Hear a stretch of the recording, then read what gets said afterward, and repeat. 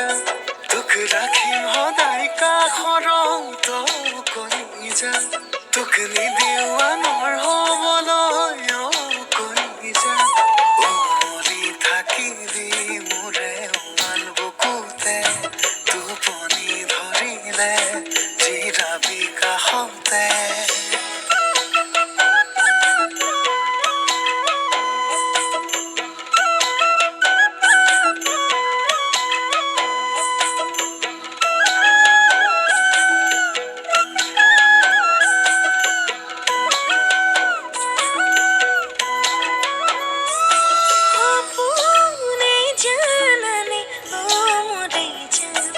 আমনি কৰে কিয়নো ইমান মনে